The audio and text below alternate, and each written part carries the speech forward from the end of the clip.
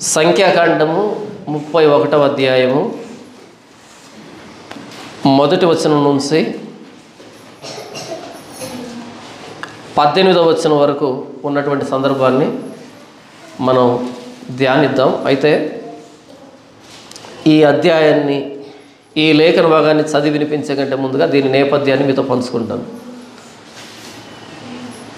ఇశ్రాయేలీలు షిత్తీం అనే ప్రాంతానికి వచ్చినప్పుడు మిద్యానీయులు వారి స్త్రీలను వారి మీదకి ప్రయోగించి ఇశ్రాయేలీలు వ్యభిచరించేటట్టుగా, ఇశ్రాయేలు విగ్రహారాధన చేసేటట్టుగా, అలా సైన్యములకు అధిపతి అయిన యెహోవా తన సొంత జనాంగాన్ని ఇశ్రాయేలీల్ని చంపేటట్టుగా, వారి దేవుడే వారిని చంపేటట్టుగా చేశారు.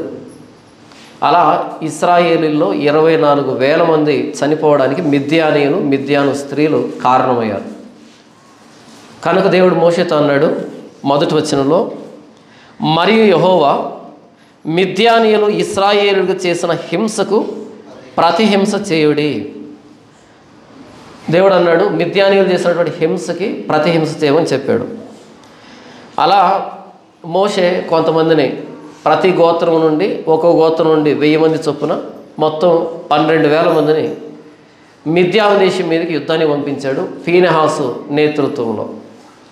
అలా వెళ్ళినటువంటి ఇశ్రాయేలీలు ఎలా యుద్ధం చేశారు అంటే 7వ వచనం నుంచి, యెహోవా మోషేకు ఆజ్ఞాపించినట్లు వారు మిద్యానీయులతో యుద్ధము చేసి మగవారినందరినీ చంపిరి. చంపబడిన ఇతరులు కాక మిద్యాను రాజులను, అనగా మిద్యాను 5 రాజులైన ఎవీని, రేకేమును, సూరును, హూరును, రేబను చంపిరి. బెయేరు కుమారుడైన బిలామును ఖడ్గముతో చంపిరి. అప్పుడు ఇశ్రాయేలీలు మిద్యాను స్త్రీలను, వారి చిన్నపిల్లలను చెరపట్టుకొని వారి సమస్త పశువులను, వారి గొర్రె మేకలన్నింటినీ, వారి కలిగినది యావత్తును దోచుకొనిరి. మరియు వారి నివాస పట్టణములన్నింటినీ, వారి కోటలన్నింటినీ అగ్ని చేత కాల్చివేసిరి. వారు మనుషులనేమి పశువులనేమి సమస్తమైన కొల్ల సొమ్మును మిద్యానీయుల ఆస్తిని యావత్తును తీసుకున్నది. తర్వాత వారు మోయాబు మైదానంలో యెరికో ఎద్దునున్న యోర్దాను దగ్గర దిగి ఉన్న దండులో మోషే యొద్దకును, యాజకుడైన ఎలియాజరు వద్దకును, ఇశ్రాయేలుల సమాజం వద్దకును చెరపట్టబడిన వారిని, అపహరణములను, ఆ కొల్ల సొమ్మును తీసుకుని రాగా 7వ వచనం నుంచి 12వ వచనంకు యుద్ధం ఎలా జరిగింది. యుద్ధంలో ఇశ్రాయేలీలు దోచుకున్నటువంటి దోపుడు సొమ్ము, చెర, రాజరిక వ్యవస్థలో ఒక రాజ్యం ఇంకో రాజ్యం మీద దాడి చేసినప్పుడు ఓడిపోయినటువంటి రాజ్యంలో ఉన్న ప్రతిదీ కూడా గెలిచినటువంటి రాజ్యం స్వాధీనపరుచుకుంటుంది. ఇది యుద్ధ నీతి ఇది. అలా మిద్యాను మీద యుద్ధం చేసి విజయం సాధించిన తర్వాత మిద్యాను దేశంలో ఉన్నటువంటి బంగారాన్ని, వెండిని, శ్రేష్టమైనటువంటి వస్తువుల్ని అన్నింటిని తీసుకొని మనుషులను కూడా చెరపట్టి, అంటే వీరికి పని మనుషులుగా ఉండడానికి, దాసులుగా ఉండడానికి మనుషులను చెరపట్టి వారి పశువులను తీసుకొని, వారి పంటను తీసుకొని, అలా షిత్తీములో ఉండేటువంటి ఇశ్రాయేలీల సర్వ సమాజం దగ్గరికి వస్తూ ఉన్నారు.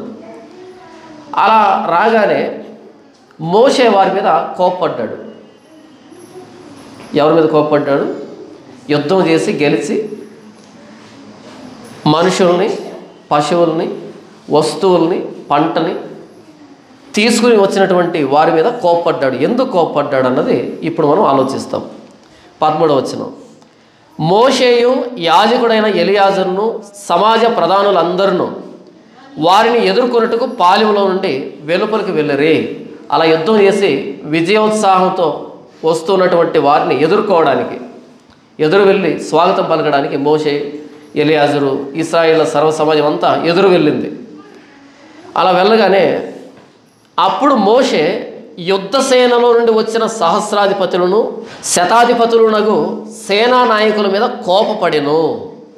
అప్పుడు మోషే వారిని స్వాగతిద్దామని వెళ్ళి అక్కడ జరుగుతున్న దాన్ని చూసి సహస్రాధిపతుల్ని, అంటే 1000 మందికి పెద్ద, శతాధిపతి అంటే 100 మందికి పెద్ద, ఇలా సేనా నాయకులందరి మీద కోపపడ్డాడు, కోపగించుకున్నాడు.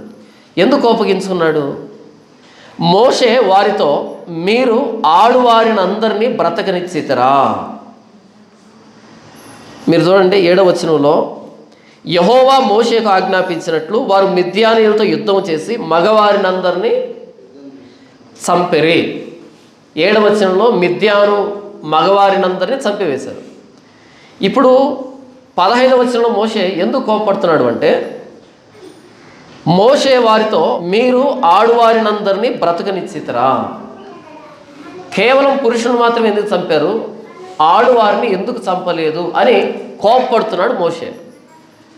ఈ మాట వినగానే మనకు కూడా కొంచెం ఇబ్బందిగానే ఉంది. మన సమాజంలో ఉండేటువంటి ఆలోచన ఏంటంటే, ఒక పురుషుడిని ఎవరైనా కొడితే మనం చూడగలుగుతాం, కానీ స్త్రీని కొడితే చూడలేం కదా. స్త్రీని కొంచెం గట్టిగా మాట్లాడినా మనం ఇబ్బందిగానే అనిపిస్తుంది.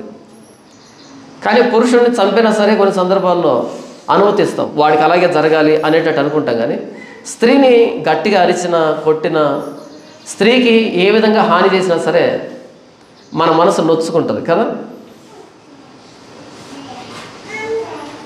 మనం బస్సులో ప్రయాణం చేస్తున్నప్పుడు మనం సీట్లో కూర్చొని ఉన్నాం, ఎవరైనా స్త్రీ ఎక్కి మన పక్కన నిలవబడింది, ఏం చేస్తాం మనం లేచి తనకి కూర్చోమని సీట్ ఇస్తాం.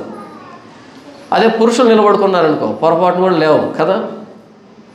ఎందుకని అలా అంటే, స్త్రీ బలహీనమైన ఘట్టం కాబట్టి స్త్రీని గౌరవిస్తాం మనం. కానీ ఇక్కడ చూడండి 15వ వచనంలో మోషే ఎవరింతకి, మిక్కిలి సాత్వికుడు, నా ఇల్లంతట్లో నమ్మకమైన వాడు. సాత్వికుడు అంటే చాలా సమాధానంగా ఉంటాడు కదా, కోపం రాదు కదా ఆయనకి, అలాగే భావిస్తాం. అయితే ఆయన సహస్రాధిపతుల మీద శతాధిపతుల మీద కోపపడుతున్నాడు. ఏమని కోపపడ్డాడు అంటే, మీరు ఆడువారిని అందరినీ బ్రతుకునిచ్చితిరా, ఎందుకు బ్రతుకునిచ్చారు ఆడవాళ్ళని అని కోపపడుతున్నాడు. అంటే మిద్యాను స్త్రీలను ఏం చేయాలంట, మగవారిని ఎలాగైతే చంపారో అలాగే చంపాలి కదా, ఎందుకు చంపకుండా తీసుకుని వస్తున్నారు అని కోపపడుతున్నాడు. ఇదేంటి, సాత్వికుడైన మోషే ఆడువారిని చంపమని ఇంత కోపపడుతున్నాడేంటి? దీనికి కారణం కూడా చెప్తున్నాడు ఆయన. 16వ వచనం, ఇదిగో బిలాము మాటను బట్టి పేరు విషయంలో ఇశ్రాయేలు చేత యెహోవా మీద తిరుగుబాటు చేయించిన వారు వీరు కారా, అందుచేత యెహోవా సమాజంలో తెగులు పుట్టి ఉండెను కదా. ఎందుకు చంపమన్నాడు అంటే, బిలాము మాటను బట్టి పేరు విషయంలో, బయల్పయోరు అని చదువుకున్నాం కదా, బయల్పయోరు పేరు విషయంలో ఇశ్రాయేలు చేత యెహోవా మీద తిరుగుబాటు చేయించిన వారు వీరు కారా. వీరు అంటే స్త్రీలు, ఈ మిద్యాను స్త్రీలే కదా. బయల్పయోరు విషయంలో ఇశ్రాయేలీయులు యెహోవా మీద తిరుగుబాటు చేసేటట్టుగా ప్రేరేపించి 24,000 మంది మరణానికి కారణమైంది వీళ్ళు కాదా? వీళ్ళు మిద్యాను దేశంలో ఉన్నప్పుడే ఇశ్రాయేల్ దేశంలో 24,000 మంది కూలిపోవడానికి కారణమయ్యారు. అలాంటి వారిని ఏకంగా ఎక్కడ తీసుకొని వస్తున్నారు మీరు ఇప్పుడు? ఇశ్రాయేల్ దేశంలోనికే తీసుకొని వస్తున్నారు. వీళ్ళు మిద్యాను దేశంలో ఉన్నప్పుడే ఇశ్రాయేలీల మరణానికి కారణమయ్యారు. ఇక వీళ్ళు ఏకంగా ఇశ్రాయేల్ దేశంలోనికి వస్తే తెగులు ఆగుతుందా? నిరంతరంగా తెగులు ఉంటుంది. ఇప్పుడు గెలిచిన దానికి ఉపయోగం ఏంటి అని అడుగుతున్నాడు మోషే. మీరు వెళ్ళి మగవారిని అందరిని చంపారు. పేరు విషయంలో మగవాళ్ళతో వచ్చిన సమస్య లేదు, మగవాళ్ళు కాదు ఇశ్రాయేలు కూలిపోవడానికి కారణమైంది. స్త్రీలు వీళ్ళు కూలిపోవడానికి కారణం. వీళ్ళు ఏం చేశారు? యుద్ధానికి వెళ్ళి మగవారిని అందరినీ చంపి వీళ్ళ నాశనానికి కారణమైన స్త్రీలను ఏకంగా దేశంలో తీసుకుని వచ్చారు. బయట ఉంటే బాగుండదని దేశంలో తీసుకొచ్చారు. అందుకని మోషే కోపపడుతున్నాడు.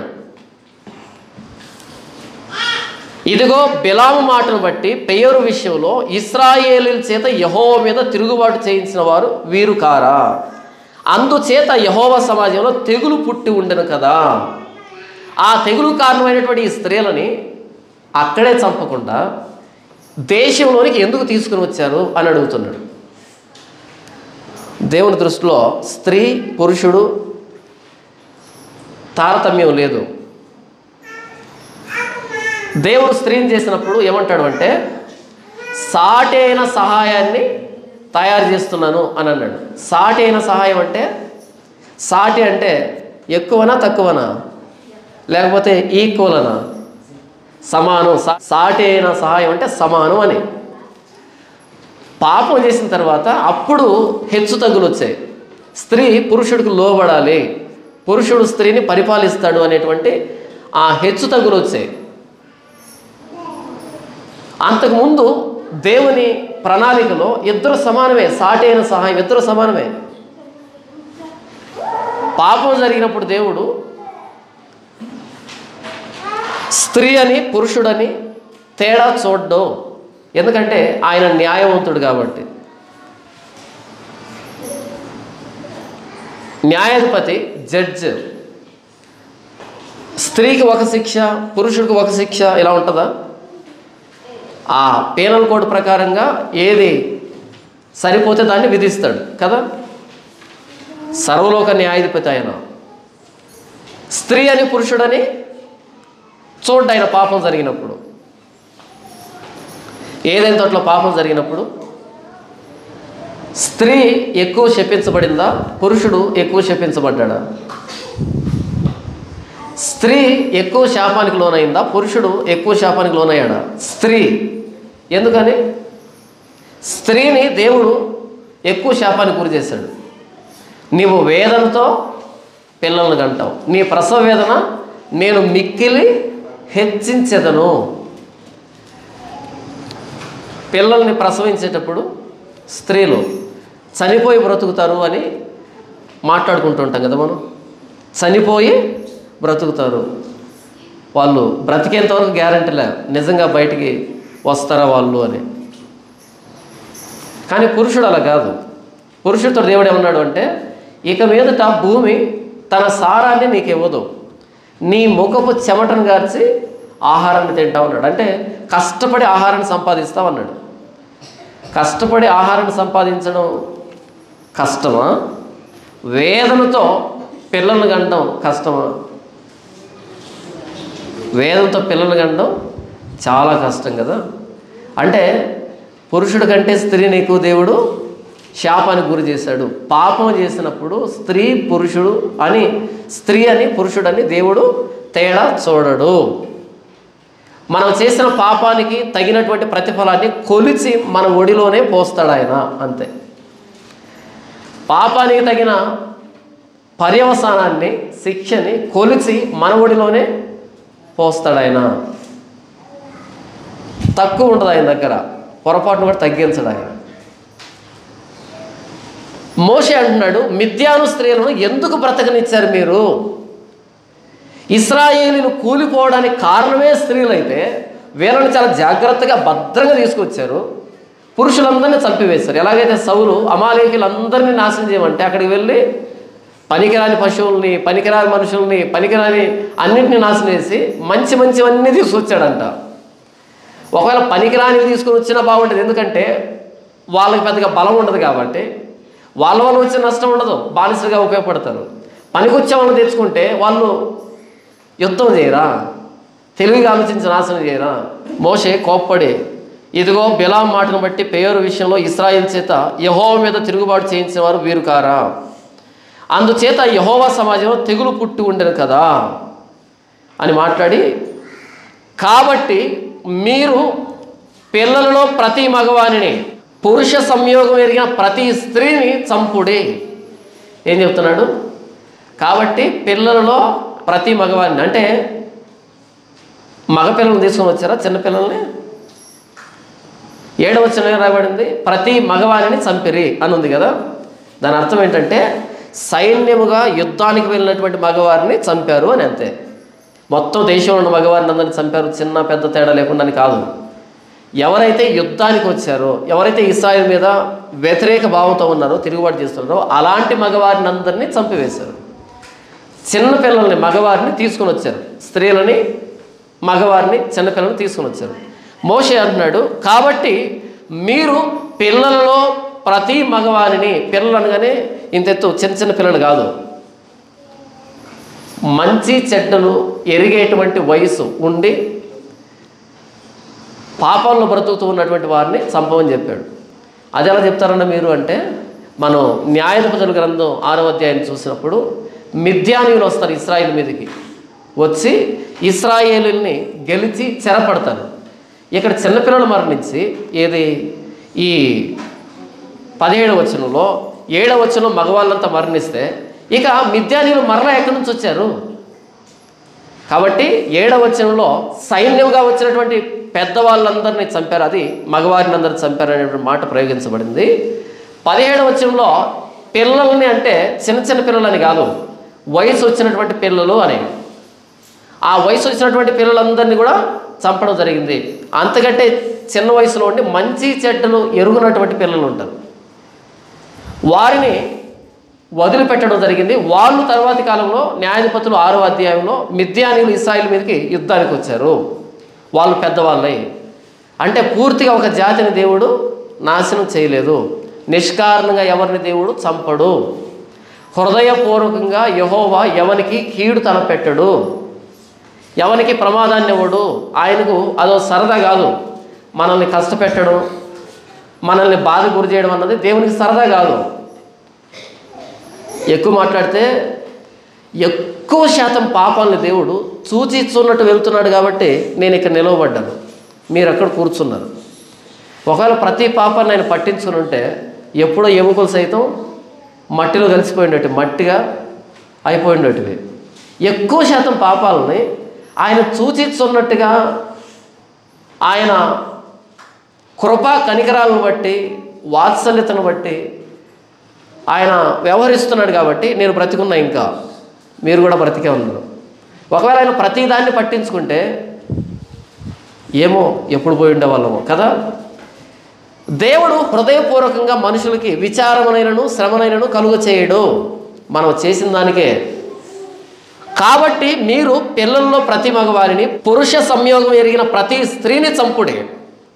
ప్రతి స్త్రీ అనగానే మరలా అపార్థం అవుతుంది. అదేంటి, మొత్తం జాతినంతటిని తీసివేయాల? 18వ వచనం చూడండి. పురుష సంయోగం ఎరుగని ప్రతి ఆడపిల్లను మీ నిమిత్తం బ్రతుకునీయుడి. పురుష సంయోగం ఎరుగని అంటే పేరు విషయంలో వ్యభిచారం చేస్తారే, పేరు విషయంలో ఎవరైతే వ్యభిచారం చేస్తారో వాళ్ళని చంపేయండి. పురుష సంయోగం ఎరిగినటువంటి అంటే పేరు విషయంలో ఎవరైతే వ్యభిచారం చేస్తారో వాళ్ళందరినీ చంపివేయండి. ఎవరైతే పురుష సంయోగం ఎరుగనటువంటి స్త్రీలు ఉంటారో, కన్యకులు ఉంటారో, వారిని మీ నిమిత్తం బ్రతుకునివ్వండి. చూడండి, ఒక దేశం మీదకి దేవుడు ప్రతిదండను పంపించి కూడా అందులో ఎవరిని మిగల్చాలి అని చెప్తున్నాడు. ఎవరైతే బయలుపేరు విషయంలో పాపం చేయించారో అలాంటి వారందరినీ తుడిచిపెట్టేసేయండి. దాన్ని సమర్థిస్తూ ఎవరైతే సైన్యంగా వచ్చారో వారందరినీ తుడిచిపెట్టేయండి. ఆ చనిపోయిన సైన్యం తాలూకు సానుకూల భావజాలం ఉన్నటువంటి పిల్లలను చంపివేయండి. ఎవరైతే ఆ బయలుపేరు విషయంలో పాపం చేయలేదో, కన్యకలైనటువంటి స్త్రీలు ఉన్నారో వారిని బ్రతకనివ్వండి. ఎందుకు బ్రతకనివ్వాలి? మీ నిమిత్తము. మీ నిమిత్తం అంటే చాలామంది ఏం చేశారని చూసారా? బైబిల్ దేవుడు ఆ కన్యకలందరినీ మిగిల్చి వాళ్ళతో వ్యభిచారం చేయాలంటే ఇశ్రాయేలీలు అని బైబిల్లో చూసారా దేవుడు ఎలా మాట్లాడాడు అనేటట్టు మాట్లాడుతున్నారు. ఇది సంఖ్యాకాండం కదా. నిర్గమాకాండం 20వ అధ్యాయంలో నరహత్య చేయకూడదు అన్నదాని తర్వాత ఏ ఆజ్ఞ ఇవ్వబడింది? వ్యభిచరింపకూడదు అని ఉంది.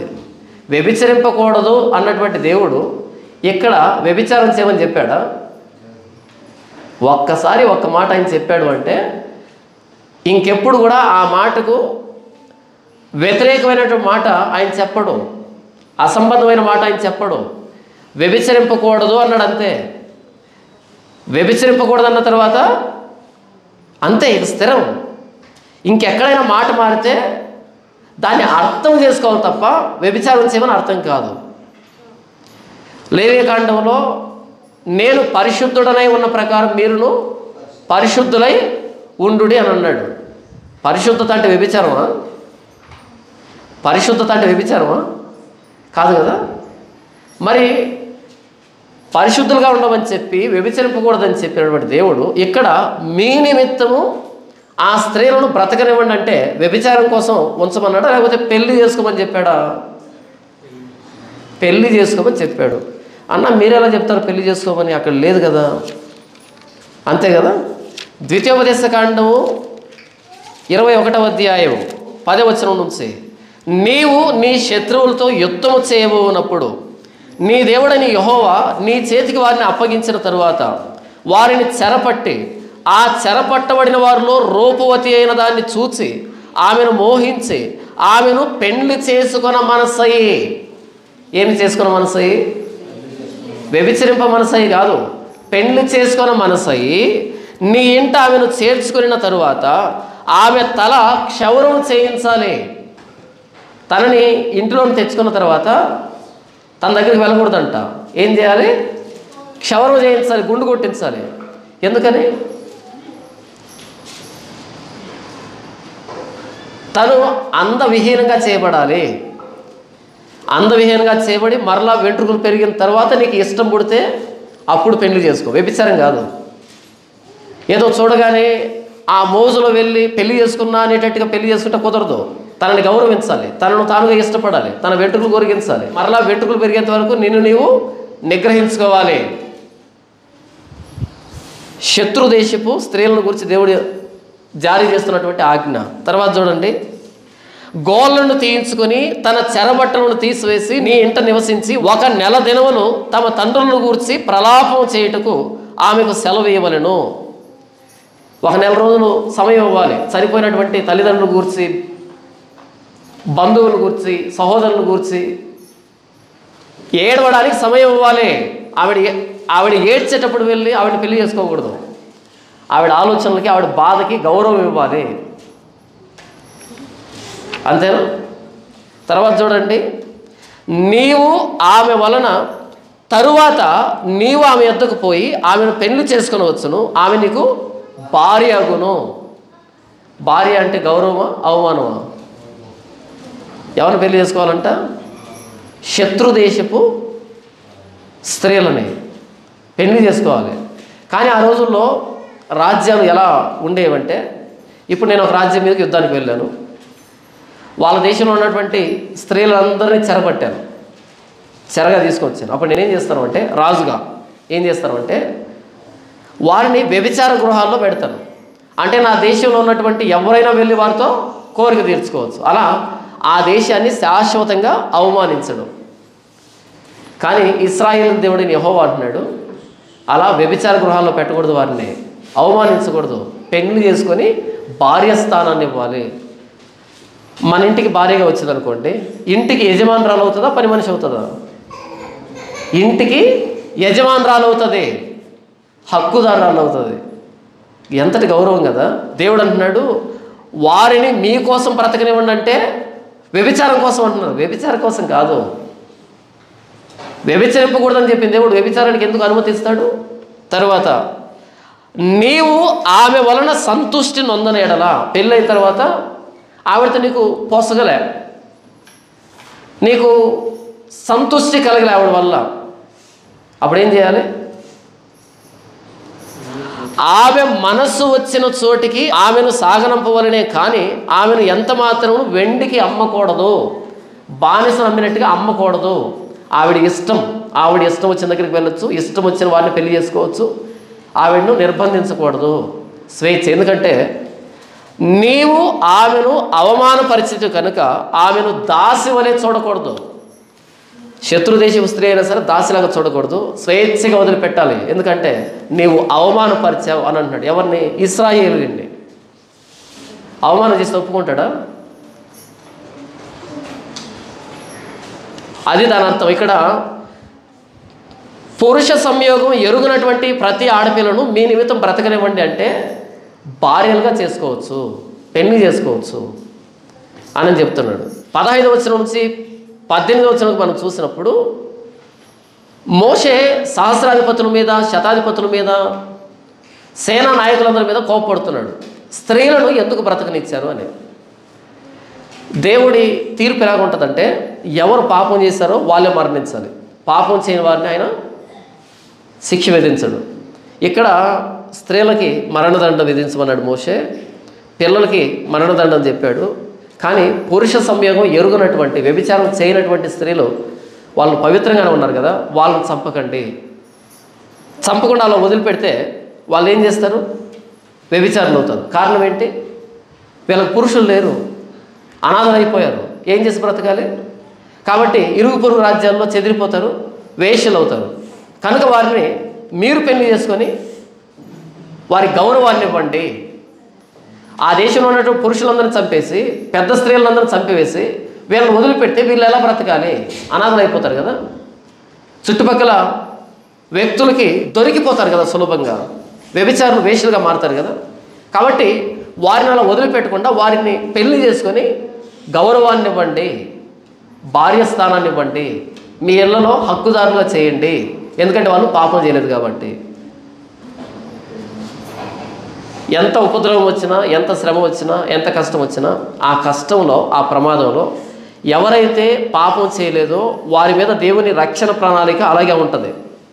అందరూ భయపడవచ్చు కాక, కానీ మనం దేవుని నమ్ముకొని ఉన్నప్పుడు పాపం చేయకుండా ఉంటే మనం అందరితో పాటు నాశనం కావు. దీన్నే భక్తుడు అంటాడు, నా కుడి వైపున 10,000 మంది పడినను,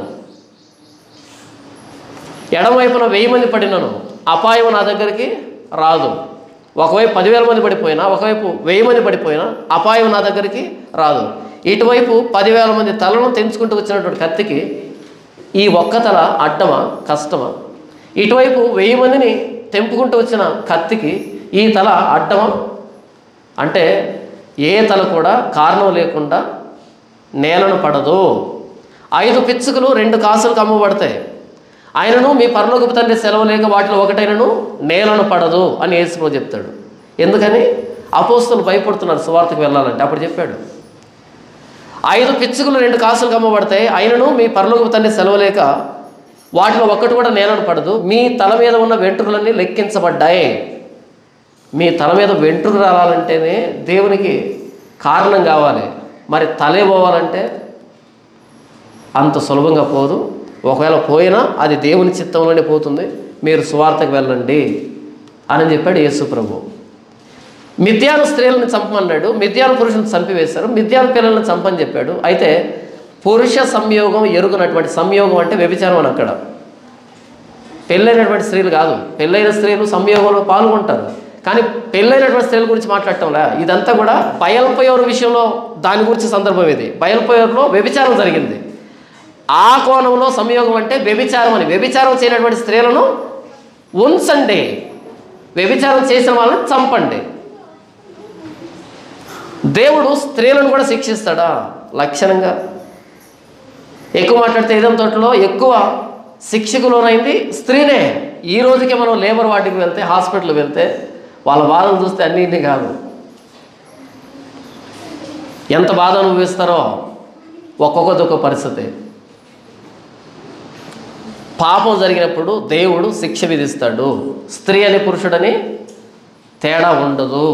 యెజ్రెయేలీయుడైన నాబోతున్నాడు. ఆ నాబోతు ద్రాక్ష తోటను చూసి అహాబు అనే రాజు మనసు బారేసుకున్నాడు.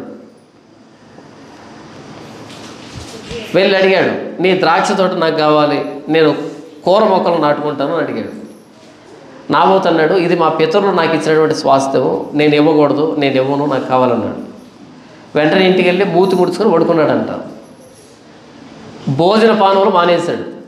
యజవేలు వచ్చి ఎందుకు మూతి ముడుచుకున్నావు అని అంటే చెప్పాడు. ఈ విధంగా నాబోతు అనే వ్యక్తిని పొలం అడిగాను, ఇవ్వలేదు అనగానే, నీవు ఇశ్రాయేలు మీద రాజువు కాదా, నువ్వు మూతి ముడుచుకోవడం ఏంటి, లేచి భోంచేయి, రేపు ఉదయానికి పట్టా పేపర్లు నీ చేతిలో ఉంటాయి. ఆవిడంటే విపరీతమైన నమ్మకం ఈయనకి. ఎందుకంటే ఈయన దత్తమైనా సరే ఆవిడ చాలా తెలివైంది. అప్పుడు భోంచేశాడు. మరుసటి రోజు తాకీదు రాయించింది ఆ యెజ్రెయేలు ప్రాంతంలో ఉన్నటువంటి పెద్దలకి, ఉపవాస దినాన్ని చాటించండి, దేవునికి ఒక ప్రతిష్ఠితమైన దినాన్ని చాటించండి. ఆ రోజు నాబోతు దేవుని దూషించడానికి మాలిన 2 సాక్షుల్ని పురమాయించండి. వాళ్ళు ఏం చెప్పాలి? నాబోతు దేవుని తిడుతూ ఉంటే మేము విన్నాం అని సాక్ష్యం చెప్పాలి. 10 రూపాయలు పడేస్తారంటారు చాలామంది ఉంటారు కదా, ఒక చిన్న బాటిల్ తీసి 10 రూపాయలు ఇస్తే ఎంత దరిద్రానికైనా దిగజారుతారు వాళ్ళు. అలాంటి పనికి మాలినటువంటి 2 సాక్షుల్ని సమకూర్చండి. వాళ్ళు సాక్షి చెప్పిన మీదట రాళ్ళతో కూడా చంపేసేయండి. అలా ఆ వ్యక్తిని, ఆ కుటుంబాన్ని చంపేసిన తర్వాత మాకు మరలా ఉత్తరం రాయండి. ఇక వాళ్ళు అనాథలు కదా, కాబట్టి మేమే ఆ భూమిని రాజుగారి ఖజానాలో వేసుకుంటాం, మేమే స్వాధీనపరుచుకుంటాం అనేటట్టుగా మొత్తానికి అలా నాబోతుని చంపి ఆ ద్రాక్ష తోటను ఆక్రమించింది. అప్పుడు తిష్బియా ప్రాంతంలో ఉన్నటువంటి ఏలియాకు దేవుడు ప్రత్యక్షమై, ఏలియా, అహాబు నాబోతు ద్రాక్ష తోటలో తిరుగుతున్నాడు, వెళ్ళి చెప్పు ప్రవచనం. అక్కడికి వెళ్ళి చెప్పాడు, ఏ స్థలమందు నాబోతు రక్తాన్ని కుక్కలు నాకాయో అదే స్థలాన్ని నీ రక్తాన్ని కుక్కలు నాకుతాయి. యెజబెలో నీ మాంసాన్ని కుక్కలు తింటాయి అని ప్రవచనం చెప్పించాడు. ప్రవచనం చెప్పిన తర్వాత కొన్ని సంవత్సరాలు గడిచిపోయింది. ఏలియా మరణించాడు. ప్రవచనం చెప్పిన ఏలియా మరణించాడు. అహాబు చనిపోవట్లే, యెజబెలు చనిపోవట్లే. బహుశా మనసులో నమ్మకం ఉంటాను, ఆ ముసలోడు ఏదో చెప్పాడు, అది అయ్యింది లేదు చచ్చింది లేదు అనేటట్టుగా ఏదో అనుకుంటారు మొత్తానికి. అయితే ఒకానొక రోజు రానే వచ్చింది. దేవుని మాటలు ప్రకటించబడేటప్పుడు ఎలా ఉంటుందంటే, చెప్తుంటానులే పాస్టర్ అన్న, ఆయనకేం పని లేదు అనేటట్టుగా అనిపిస్తుంది. దుష్క్రియకు తగిన శిక్ష శీఘ్రముగా కలుగకపోవటం చూసి మనుషులు భయం విడిచి హృదయపూర్వకంగా పాపం చేయుదురు, దుష్కార్యాలు చేస్తారు కదా. వెంటనే దెబ్బ పడితేనే సర్దుకుంటాం. దెబ్బ పడటం ఆలస్యం అయితే ఈ మధ్యలో చాలా తమాషాలు చేస్తాం మనం, ఒకదానికొకటి పెంచుకుంటాం పాపాలన్నీ. ఎందుకంటే ఆయన చూడట్లేదేమో అని భ్రమలో ఉంటాం, పిల్లి పాలు తాగినట్టుగా కదా. పిల్లికి ఏదైనా భోజనం పెట్టండి, 2 కళ్ళు మూసుకొని తింటుంది, ఆస్వాదిస్తుంది, ఎవరు చూడనట్టుగా. అది పిల్లి, దానికి అది న్యాయం. మరి మనకి చూడండి, రాజుల 2వ గ్రంథము 9వ అధ్యాయము 30వ వచనం నుంచి నేను చదివి వినిపిస్తాను. యెహూ యెజ్రెయేలు ఊరికి వచ్చిన సంగతి యెజబెలునకు వినబడెను. కనుక ఆమె తన ముఖమునకు రంగు పూసుకొని శిరోభూషం ధరించుకొని, ముఖానికి రంగు అంటే మేకప్ వేసుకుందంట, ముఖానికి రంగు పూసుకొని శిరోభూషం ధరించుకొని అంటే ఫుల్గా మేకప్లో ఉంది. ఏ రోజు? చచ్చే రోజు. అప్పటికే కొడుకు చచ్చిపోయాడని తెలుసు. ఎక్కడ? 22వ వచనం. అంతటి యెహోరాము యెహూను చూసి, యెహూ సమాధానమా అని అడుగుగా, యెహూ, నీ తల్లి అయిన యెజబెలు జారత్వములను చెల్లంగితనములను ఇంత అపరిమితమై ఉండగా సమాధానం ఎక్కడి నుండి వచ్చును అనెను అని చంపుతాడు అక్కడ యెహోరామును. అంటే కొడుకుని చంపేశాడు. కొడుకుని చంపినటువంటి వార్త యెజబెలుకు వినిపించింది. ఇక ఆవిడ దగ్గరికి వస్తున్నాడని అర్థమైంది. అప్పుడు ఏం చేయాలి? మేకప్ వేసుకుంది. ఏం చేసిందంట? మేకప్ వేసుకుంది. యెహూ యెజ్రెయేలు ఊరికి వచ్చిన సంగతి యెజబెలుకు వినబడినప్పుడు తెలిసింది, యెహూ వచ్చాడు, అక్కడ కొడుకుని చంపాడు తెలిసింది. తెలిసిన తర్వాత మేకప్ వేసుకుంది. ఒక సామెత ఉంది, బాగా బ్రతికినమ్మ పట్టు చేతితోనే ఊరి పెట్టుకుంటుందంట. బాగా బ్రతికినమ్మ దేంతో ఊరి పెట్టుకుంటుందంట? పట్టు చీరతోనే. ఒకవేళ బకెట్ని తండాలంటే బంగారు బకెట్ని తంతుందంట, ప్లాస్టిక్ బకెట్ని అసలు తందంట. ఎందుకని? బాగా బ్రతికింది కదా. కాబట్టి యెజబెలు అంటే బాగా బ్రతికింది కాబట్టి చచ్చిపోయే రోజు దిగాలుగా మజ్జుమవుతో చచ్చిపోలే, చాలా హుందాగా మేకప్ వేసుకొని. ఈరోజు పాశ్రమంలో ఉన్నారే, యూట్యూబ్లో పాశ్రమంలో ఉన్నారు కదా, అచ్చం అలాగే చచ్చిపోయిందనమాట. ముఖానికి రంగు పూసుకుంది బైబిల్ ఎవరంటే యెజబెలు. శిరోభూషణం ధరించింది ఎవరంటే యెజబెలు. ఇక దైవభక్తి కలిగిన ఏ స్త్రీ కూడా ముఖానికి రంగు వేసుకోలే. దేవుడు ఒక రంగు ఇచ్చాడు, అది స్థిరం. ఈ రంగు వద్దు, ఇంకో రంగు వేసుకున్నావంటే మంచిది కాదు. ఒకవేళ పెళ్ళి అవుతూ ఉంది వేసుకో, ఆ రోజు 10 మందిలో కనపడాలి కాబట్టి కొంచెం పూసుకో. ఏంటి, ఇది లైసెన్స్ కాదు. ఒకవేళ మీకు మరీ అంతగా ఉంటే కొన్ని ప్రత్యేకమైన సందర్భాలు ఉంటాయి, సందర్భాలు కాదు ఒకే సందర్భం కదా పెళ్ళి అయ్యేటప్పుడు.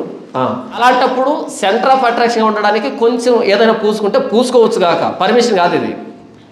కానీ ఈరోజు చర్చికి రావాలంటే మేకప్, చర్చి నుంచి వెళ్ళాలంటే మేకప్, బ్యాగ్లో లిప్స్టిక్ తెచ్చుకుంటారు, బ్యాగ్లో పౌడర్ తెచ్చుకుంటారు, పదే వాష్రూమ్కి వెళ్ళి అక్కడ మరలా దిద్దుకొని మరలా పూసుకొని వస్తారు. ఇక పాశ్రములు అయితే ఆ ఉదయాన్నే పార్లర్కి వెళ్ళి వస్తారు, బ్యూటీ పార్లర్కి వెళ్ళి ఇంత ఎత్తు కొట్టుకొని వస్తారు, పెదానికి లిప్స్టిక్ వేసుకుంటారు, అక్కడికి వచ్చి దేవుని పరిశుద్ధతను గురించి అద్భుతంగా వాడతారు. ఇది ఆశ్చర్యం. అంటే యెహూ యెజ్రెయేలు ఊరికి వచ్చిన సంగతి యెజబెలునకు వినబడిన కనుక ఆమె తన ముఖమునకు రంగు పూసుకొని శిరోభూషణం ధరించుకొని కిటికీలలో నుండి కనిపెట్టుచుండగా, ఫుల్గా మేకప్ అయి కిటికీలను చూస్తూ ఉంది. వస్తున్న చంపడానికి తెలుసు, అయినా సరే పట్టు చీరతలు ఊరి పెట్టుకుంటా, బంగారు బకెట్నే దంతా. 31 యెహూ గుమ్మం ద్వారా ప్రవేశించెను. ఆమె అతన్ని చూసి, నీ యజమానుని చంపినవాడా. తెలుసా? తెలుసు. అప్పటికే ఫోన్ వచ్చింది, వాట్సాప్లో ఫుల్గా ఇమేజ్లన్నీ వచ్చేసాయి. నీ యజమానుని చంపినవాడా, జిమ్రి వంటి వాడా, నీవు సమాధానంగా వచ్చుతున్నావా అని అడుగుగా, అతడు తల ఎత్తి కిటికీ తట్టు చూసి, నా పక్షమందున్న వారు ఎవరైనా అడుగుగా 2-3 పరిచారకులు పైనుండి తొంగి చూసరే. దీనిని క్రింద పడద్రోయుడని అతడు చెప్పగా, వారు దాన్ని క్రిందికి పడద్రోసినందున దాని రక్తంలో కొంత గోడల మీదను గుర్రముల మీదను చిందెను. మరియు గుర్రముల చేత అతడు దాన్ని త్రొక్కించెను. పైన మేడగదిలో ఉంది, వచ్చి తిడుతుంది. జిమిరి వంటి వాడా, విశ్వాసఘాతకుడా, నమ్మక ద్రోహి, తిన్నింటి వాసాలు లెక్క పెడతావా ఏంటంటే మొత్తానికి తిడుతుంది. అప్పుడు యెహూ ఏం మాట్లాడలే. పైన నిలబడుకున్న వారందరినీ, నా పక్షాన ఎవరున్నారు? అప్పుడు 2-3 తొంగి చూశారు, మేము ఉన్నాం అన్నట్టుగా. ఎందుకని తొంగి చూడలేదనుకో, మొత్తం అందరినీ తుడిచిపెట్టేస్తారు. ఎందుకు వచ్చిన కర్మ? పోతే ఇది పోనీ, పోతుంది, ఎటు పోతుంది, వదిలిపెట్టాడు. మేమున్నాం అనేటట్టుగా తొంగి చూశారు. అప్పుడు ఆయన అన్నాడు, దాన్ని కిందికి తోయండి. అక్కడి నుంచి కిందికి తోస్తే కింద పడి పగిలిపోయింది. పగిలిపోయి కొంచెం రక్తం గుర్రముల మీద, కొంచెం రక్తం గోడల మీద పడింది. సరే, బయటికి లాక్కొని వెళ్ళి ఏం చేస్తారు? గుర్రముల చేత తొక్కించండి, గుర్రముల చేత తొక్కించండి. వాళ్ళు బయటికి లాక్కొని వెళ్ళిపోయారు. ఈలోపు ఈయన ఏం చేశాడు చూడండి. అతడు లోపల ప్రవేశించి అన్నపానములు చేసిన తర్వాత, బహుశా డిన్నర్ ఏర్పాటు చేసుకుందేమో, ఆ డిన్నర్ ఏం తిన్నాడు. అన్నపానములు చేసిన తర్వాత ఆ శాపగ్రస్తురాలు అలా తిన్న తర్వాత ఎందుకో ఆలోచన వచ్చింది, అరే తొక్కించమన్నాను కదా.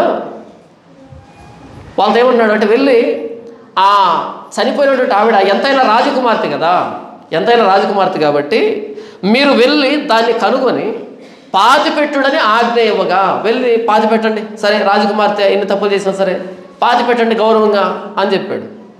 వారు దాన్ని పాతిపెట్టబోయి, అయితే దాని కపాలమును పాదములను అరచేతులను తప్ప మరేమీ కనబడలేదు. అక్కడికి వెళ్ళేటప్పటికి అప్పటికి ఆలస్యం అయిపోయింది. ఏం మిగిలాయంట? కపాలము, పాదములు, అరచేతులు. ఈ 2 అరచేతులు, 2 కాళ్ళు, ఈ కపాలం పైన ఇది మాత్రం మిగిలింది. మిగతాది ఏమైంది? హైదరాబాదీ స్పెషల్ హలీం కదా, హైదరాబాద్ హలీం అయింది. అన్నీ మసాలా దినుసులు వేసి గుర్రాలతో తొక్కించారు. అయితే దాని కపాలమును పాదములను అరచేతులు తప్ప మరేమీ కనబడలేదు. ఎందుకు ఇంతటి శిక్ష, ఇంతటి ఉపద్రవం వచ్చింది ఆవిడ మీద కంటే, వారు తిరిగి వచ్చి అతనితో ఆ సంగతి తెలియజెప్పగా అతడు ఇట్లా, నేను ఇది యెజబెలని ఎవరినూ గుర్తుపట్టలేకుండా యెజ్రెయేలు భూభాగమందు కుక్కలు యెజబెలు మాంసం తినును అని ఏలే చెప్పాడే. ఆ ఏలి ఆ మాట, యెజబెలు యొక్క కళేబరము యెజ్రెయేలు భూభాగమందున్న పెంట వలె ఉండును అని తన సేవకుడైన తిష్బీయుడగు ఏలియా ద్వారా యెహోవా సెలవిచ్చిన మాట చొప్పున ఇది జరిగెను. ఎప్పుడైతే నాబోతును చంపించిందో, ఎప్పుడైతే యెహోవా ప్రవక్తను చంపించిందో, ఆ రోజు చెప్పించాడు దేవుడు, నీ మాంసాన్ని కుక్కల చేత తినిపిస్తానని. స్త్రీ అని తేడా లేదు, పురుషుడని తేడా లేదు. పాపం జరిగితే ఆయన సర్వలోక న్యాయాధిపతి, ఆయన న్యాయవంతుడు, పక్షపాతం ఉండదు. ఎవరు చేసిన క్రియలు చొప్పున వారికి ప్రతిఫలాన్ని ఇచ్చే తీరుతాడు, పక్షపాతం ఉండదు. తర్వాత యెజబెలుకి ఒక ముద్దుల కుమార్తె ఉంది. ఆవిడ పేరు అతల్య. ఏంటి ఆవిడ పేరు? అతల్య. గేదె చేలో మేస్తే దూడ ఎక్కడ మేస్తుంది? దూడ ఎక్కడ మేస్తుంది? దూడ కూడా చేలోనే మేస్తుంది, గట్టును మేయదు కదా. యెజబెలు గేదె అయితే దూడ ఎవరు? అతల్య. అతల్య ఏం చేసిందంటే, ఎప్పుడైతే తన భర్త చనిపోయాడో, భర్త చనిపోగానే వెంటనే రాజకుమారులు అందరూ చంపేసి సింహాసనం ఎక్కింది పరిపాలించడానికి. అన్ని అమ్మగారి బుద్ధులే. తర్వాత యెహోయాదా, ప్రధాన యాజకుడు యెహోయాదా యోవాషును దాచిపెట్టడం, ఆ యోవాషును పెద్ద చేసి ఆ వ్యక్తిని రాజు చేయడం. తర్వాత ఆ పట్టాభిషేకం కార్యక్రమం అన్నది అతల్యకు తెలియడం. అప్పుడు వస్తుంది అతల్య. ద్రోహం అని వస్తుంది. ఏది ద్రోహం? రాజకుమారులందరినీ చంపడం ద్రోహమా? స్త్రీగా పరిపాలించకూడదు కదా, పురుషులు లేకపోతే కదా పరిపాలించాలి. పురుషులందరినీ చంపి మరి పరిపాలించాలి, అది ద్రోహం కాదా? అది కాదంటే ద్రోహం. ఏవిడికి చేసిన ద్రోహం అంట. చూడండి 2వ రాజుల గ్రంథము 11:15 వచనం. యాజకుడైన యెహోయాదా సైన్యంలోని శతాధిపతులకు యెహోవా మందిరమందు ఆమెను చంపకూడదు, పంక్తుల బయటికి ఆమెను వెళ్ళగొట్టుడే, ఆమె పక్షపు వారిని ఖడ్గము చేత చంపుడని ఆజ్ఞ ఇచ్చిన కనుక రాజమందిరంలోనికి గుర్రములు వచ్చు మార్గమున ఆమెకు దారి ఇచ్చిరి. ఆమె వెళ్ళిపోగా వారు ఆమెను అక్కడ పట్టుకొని చంపిరే. తల్లికి పట్టిన గతే బిడ్డ కూడా పట్టింది. నేనేం చెప్పాను అంటే స్త్రీ అని పురుషుడని తేడా లేదు. కొత్త నిబంధనలో బర్నబా అనే వ్యక్తి తన స్థిరాస్తిని నమ్మి అపోస్తల పాదముల దగ్గర పెడితే, పేతురు పాదముల దగ్గర పెడితే అననీయ సప్ఫీరా అనే దంపతులు చూసి మనం కూడా ఇద్దాం కానుక అనుకున్నారు. అయితే ఏం చేశారు? పురుగు తోల్చింది. మధ్యలో పురుగు తోల్చి కొంచెం దాచిపెట్టుకున్నారు. తప్పు లేదు, దాచిపెట్టుకోవడం తప్పు లేదు. మనకు దేవుడు ఎంత ప్రేరేపణ ఇస్తే మనకి ఎంత ప్రేరేపణ వస్తే అంత ఇవ్వచ్చు. ఇంత ఇవ్వాలని ఒక ఆజ్ఞ లేదు మనకి. పాత నిబంధనలాగా దశభాగం అని ఒక ఆజ్ఞ లేదు. ఎంత చేతనైతే అంత ఇవ్వచ్చు. 2 కాసులు వేసిన యేసు ప్రభు శబాష్ అంటాడు. మనస్ఫూర్తిగా దేవుని సేవకని మన స్తోమతను బట్టి దేవుని సేవను గుర్తించి 2 కాసులు వేసినా సరే దేవుడు దీవిస్తాడు. ఆయన సేవ ఏమి కుంటుపడదు. ఉన్నవాడు ఎక్కువ ఇస్తాడు, లేనివాడు తక్కువ ఇస్తాడు. పాత నిబంధనలాగా దశభాగం అనేది లేదు. 2 కాసులు వేసినా దేవుడు మన మనసును చూస్తాడు కదా. అలా అననీయ సప్ఫీరాలు కానుకను తీసుకొచ్చి అందులో కొంత దాచిపెట్టుకొని పేతురు దగ్గర తీసుకొచ్చాడు. అననీయ ఎంతకి అమ్మావు భూమిని? ఎంతకి అమ్మాను. వెంటనే ప్రాణం పోయింది. కాసేపటికి ఎవరు వచ్చారు? అననీయ భార్య సప్ఫీరా వచ్చింది. ఏమ్మా ఎంతకి అమ్మారా? ఎంతకే అమ్మాము. 4 చీవాట్లు పెట్టి పంపించాడా, లేకపోతే అక్కడికక్కడే ప్రాణం పోయిందా? నీవు నీ భర్త ఇద్దరు కలిసి పరిశుద్ధాత్మను మోసపూస్తారు, అబద్ధం చెప్తారా అని అనగానే అక్కడే పడి ప్రాణం విడిచింది. స్త్రీ అని పురుషుడని తేడా లేదు. పాపం జరిగితే శిక్షణ అమలు చేస్తాడు. సమాజంలో స్త్రీలను గౌరవించడం మన విధి కాబట్టి వారికి కేటాయించిన సీట్లో వారిని కూర్చొని ఇద్దాం అని ఆర్టీసీ వాళ్ళు కదా వ్రాయచ్చు, తప్పేం కాదు. అయితే దేవుడు మనందరిని పుట్టించినవాడు కాబట్టి, ఆయన న్యాయవంతుడు కాబట్టి, ఆయన న్యాయంలో మనం తక్కువగా కనపడితే శిక్షను కొలిచి మన ఒడిలో పోస్తాడు. స్త్రీ అని లేదు, పురుషుడు అని లేదు, శిక్ష అందరికీ ఒక్కటేనదని చెప్పాను. అందుకని మోషే ఆ సహస్రాధిపతుల్ని శతాధిపతుల్ని వారిని పిలిచి వారి మీద కోప్పడి ఈ మిద్యాను స్త్రీలను ఎందుకు బ్రతకనిచ్చారు అని వారిని గద్దిస్తున్నాడు. గద్దించి తీసుకుని వెళ్ళి ఎవరెవరైతే పురుష సంయోగం చేస్తారో, ఎవరెవరైతే బయలుపేరు విషయంలో పాపం చేస్తారో వారందరినీ నరికి చంపండి. అలా వాళ్ళు మోషే ఎదుటి నుంచి తీసుకుని వెళ్ళి అందరినీ నరికి చంపారు. ఆ సందర్భాన్ని ఊహించినప్పుడు అయ్యో స్త్రీలను చంపుతున్నారేంటి అని అనిపిస్తుంది. కానీ దేవుని ప్రతిదండన అది మనందరికీ పాఠం. స్త్రీ అని పురుషుడని తేడా చూడటం అనే దానికి పాఠం. అది మనకి ఏ స్త్రీ అందైనా కర్ణపిశాచి ఉంటే ఆ స్త్రీని రాళ్ళతో కూడా చంపాలి. స్త్రీ అయినా పురుషుడైనా కర్ణపిశాచి ఉంటే, సోది చెప్తూ ఉంటే, దయ్యం చిల్లంగితనము, ఈ బాణమతినో ఇలాంటి అక్కల్ట్ ప్రాక్టీసెస్ అంటారు వాటిని, అంటే క్షుద్ర పూజలకు సంబంధించి చేస్తూ ఉంటే రాళ్లతో కూడా చంపాలి అని అంటాడు దేవుడు ధర్మశాస్త్రము. కాబట్టి పాపం పాపంగానే పరిగణించబడుతుంది. స్త్రీ పురుషుడు లేదు.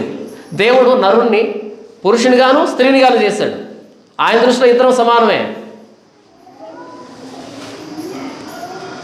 ఈ మిద్యాను యుద్ధంలో మనకేమర్థమైందంటే పురుష సంయోగం ఎరిగినటువంటి వ్యభిచారం చేసినటువంటి ప్రతి స్త్రీ పురుషుడు చంపబడాలి.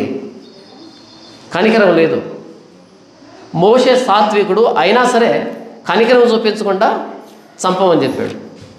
ఇప్పుడు క్రొత్త నిబంధనలో లూకా సువార్త 7వ అధ్యాయం 36 నుంచి పరిసయ్యుల్లో ఒకడు తనతో కూడా భోజనం చేయవలనని ఆయన్ని అడిగాను.